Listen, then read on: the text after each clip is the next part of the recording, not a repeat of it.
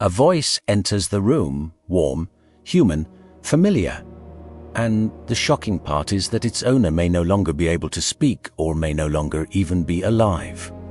For most of history, once a voice disappeared, it was gone forever. Now, artificial intelligence is changing that rule. With just seconds or minutes of audio, modern systems can model pitch, rhythm, accent, breath, and emotional texture closely enough to generate brand new speech in a familiar voice. It feels like resurrection, but technically, it is prediction. The machine does not remember a person the way we do. It studies patterns, then predicts what that person would probably sound like saying words they never actually recorded. And that tiny difference between memory and prediction is where the wonder begins and where the danger begins too. Because the same tool that can preserve identity can also counterfeit it. The same breakthrough that can comfort a family can also fool a stranger, a company, or an entire audience. This is not a science fiction story anymore. This is already happening in hospitals, film studios, music archives, startup labs, and courtrooms of public opinion. We usually think of a voice as sound, but psychologically it is much more than that. A voice carries age, place, mood, health, confidence, history, and the invisible texture of a life. We recognize loved ones on the phone before they finish a single sentence. That is why losing a voice can feel like losing part of the self. For people with degenerative diseases such as owls, voice banking has become a deeply personal race against time. Services like Capilla's voice preservation tools are built specifically so people can record enough of themselves before speech becomes difficult. In that context, AI is not a gimmick. It becomes a tool for continuity. Instead of sounding like a generic robot, a person can keep sounding like themselves. That means children may still hear their parents' tone, jokes, and familiar cadence even after illness changes everything. The technology sounds futuristic, but the human desire behind it is ancient. We do not just want to save words, we want to save presence. So how does a machine learn to sound like someone it has never met? First, the system breaks speech into measurable features. It studies frequency, timing, pronunciation, vocal color, pauses, and the subtle way emotion bends sound. Then, a generative model learns the statistical shape of that voice.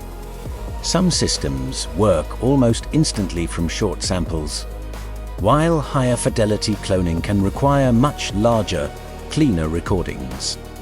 11 Labs, for example, markets instant cloning from short audio and more advanced options from longer training material. After that, text is converted into new speech using the learned voice characteristics as a guide. In simple terms, the words come from one place, but the identity of the sound comes from another. That is why AI can generate sentences a speaker never recorded, in languages they may never have spoken, and sometimes in emotional tones they never performed. Modern commercial systems now advertise support across dozens of languages, which shows how quickly this field has scaled. But realism is never just about sounding clear. The hardest part is making synthetic speech feel alive. The moment this technology became culturally explosive was when famous voices started returning. In entertainment, AI voice recreation has already been used to preserve character continuity, restore archival material, and extend performances beyond the limits of age, illness, or death. Respeecher became one of the best-known companies in this space by helping produce highly recognizable recreated voices for media productions. One of the most discussed examples was Darth Vader, whose voice was recreated with AI after James Earl Jones stepped back from the role. The project mattered because it showed that a legendary voice could continue with the consent of the original performer, instead of a traditional impersonator. Another striking case came from music. When the Beatles used machine learning-assisted audio restoration to isolate John Lennon's vocal from an old demo for Now and Then. That was not full voice cloning in the purest sense, but it proved something equally important. AI could recover a voice buried inside damaged recordings and make the past speak with new clarity. For audiences, these moments feel magical. For engineers, they are an intricate mix of signal processing, machine learning, dataset curation, editing, and human supervision.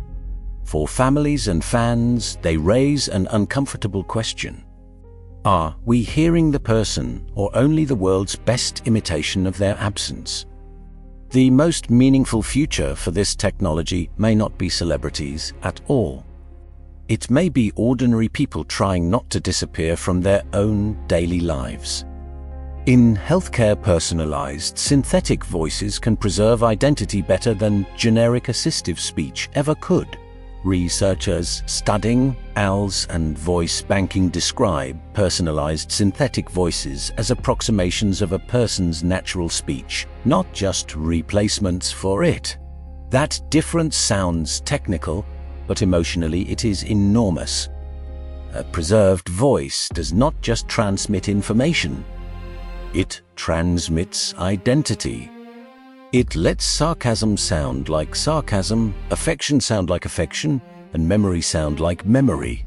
And beyond medicine, the same idea is spreading into education, accessibility, local language preservation, and digital storytelling.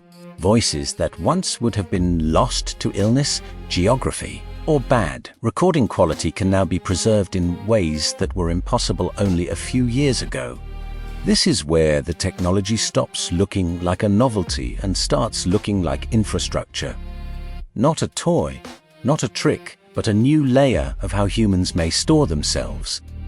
But every technology that amplifies trust can also weaponize trust. And voice is one of the most trusted signals humans have. The FTC has warned that scammers are using voice cloning to make urgent requests for money or sensitive information sound frighteningly believable. When a voice sounds like your child, your boss, or your parent, your brain does not pause to run a forensic analysis. IT reacts. That reaction window is exactly what criminals exploit.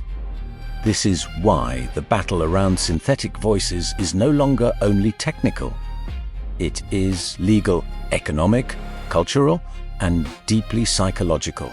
Tennessee's Elvis Act was signed in 2024 to strengthen protection against unauthorized AI use of voice and likeness, especially in music and performance.